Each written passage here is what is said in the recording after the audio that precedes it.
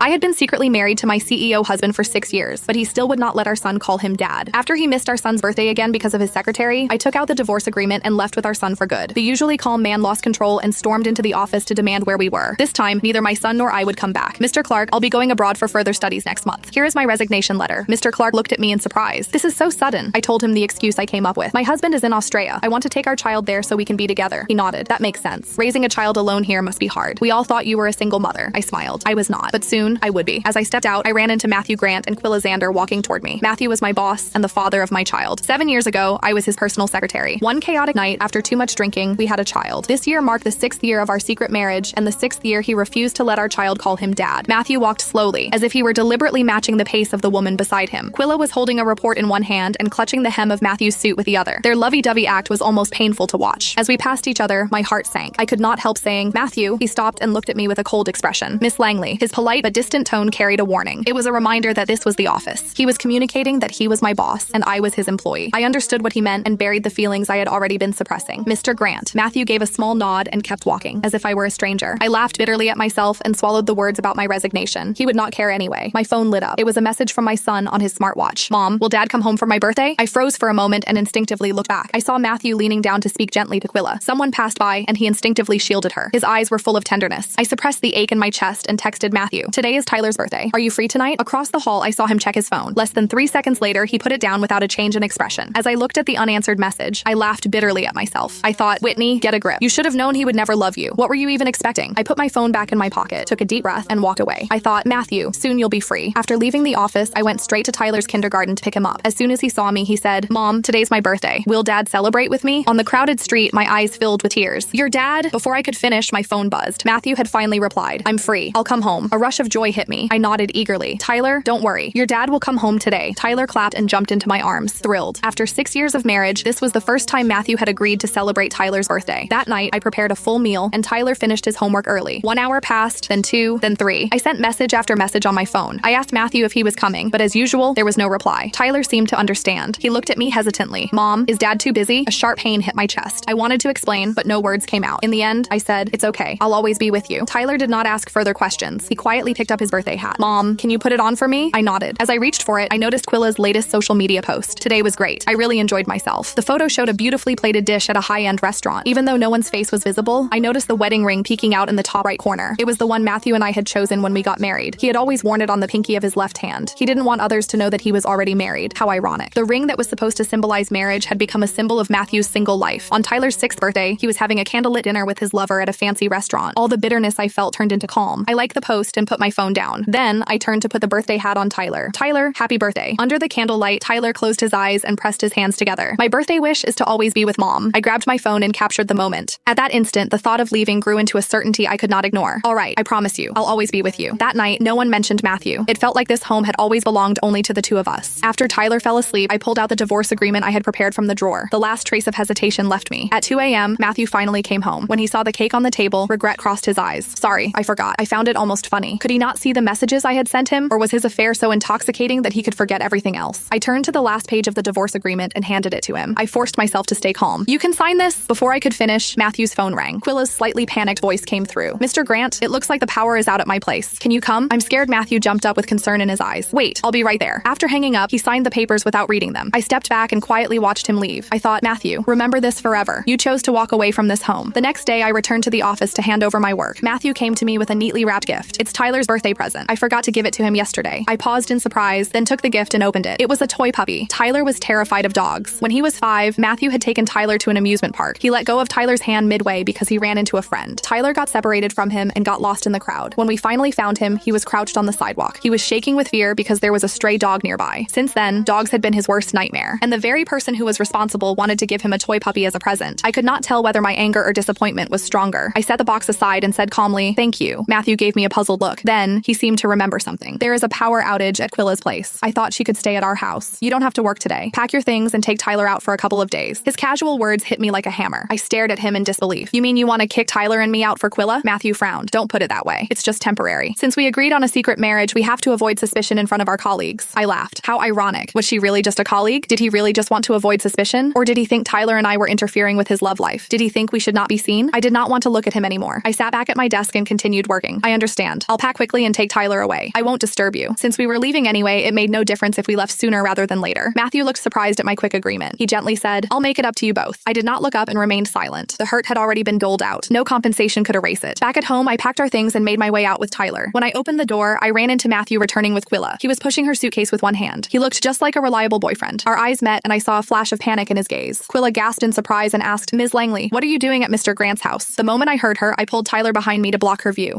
They're relatives of mine. They're staying here for a while, Matthew said. He cut me off before I could finish. My grip on the suitcase tightened. Even though I had heard it before, every time he said things like that, it pierced my heart. I was about to speak, but Tyler beat me to it. Hello, Mr. Grant. I turned to him in disbelief and only saw his teary eyes. Mom, let's go. My throat closed up. I forced a faint smile and whispered, okay. As we brushed past, Matthew grabbed my arm. He stared at me, stunned. What did Tyler just call me? I smiled as I found it ironic. Isn't this what you always wanted, Mr. Grant? In the last 6 years of our secret marriage, he had never acknowledged that we were husband and wife, and he had never let Tyler call him dad. The only difference was that before, he forced our son to call him Mr. Grant. Today, Tyler chose to draw the line himself. I lowered my eyes and tried to pull my hand away, but his grip stayed firm. His gaze was complex and heavy. Give me a few days. I'll explain things to Tyler, I reminded him. Quilla is waiting for you. Let go. It was only then that Matthew seemed to realize what he was doing. He reluctantly released me. I let out a cold laugh, took Tyler's hand, and turned to leave. Wait. He hurried to his car, grabbed a cake box, and handed it to me. Happy birthday, Tyler. Quilla chimed in at just the right moment. That cake was meant for me, but what a coincidence. It's your son's birthday. Ms. Langley, I hope you don't mind. The cake in my hands felt unbearably heavy. I was about to return it, but the spark of joy in Tyler's eyes stopped me. My heart softened. He did not understand the battles between adults. He only looked at Matthew with hopeful eyes. Will you eat it with me? Matthew hesitated for a moment, then nodded. Tyler cheered and dragged me into the living room. He urged me to get the cake out. I patted his head and quickly cut the cake. However, the moment I tasted it, my smile froze. Spit it out. You can't eat this. Panic gripped me as I snatched the cake from his hands. Matthew's face darkened. Whitney, are you crazy? I raised my head and my eyes were stinging with tears. Tyler is allergic to mango. You didn't know? Matthew's expression shifted to alarm. I'm sorry. I didn't know he was sorry again. Since Tyler was born, I had heard that word far too many times. Tyler froze and stared at Matthew with wide eyes. The hope in them dimmed. It's okay. He couldn't have known. With that, Tyler buried his face in my embrace and refused to look at him again. Without hesitation, I stood, carried Tyler, and walked out. Even as we left the house, I could still feel Matthew's regretful, frantic gaze. This time, neither Tyler nor I wavered. I went straight to the office and packed up my things. I had wanted to say goodbye properly, but it did not matter anymore. After setting the signed divorce agreement on the desk, I let out a deep breath. I picked up my suitcase and took Tyler to the airport. Before boarding, I asked him, will you be upset if I take you away? He shook his head and pressed his face against mine. Mom, I only need you. My tears finally fell. All the pain dissolved into relief. I pulled out my phone and blocked Matthew on every platform he could use to reach me. I thought, Matthew, this is goodbye. The next morning, he showed up at the office right on time. After what happened yesterday, he had been feeling uneasy. He opened his email and froze at the approval notice. A resignation letter?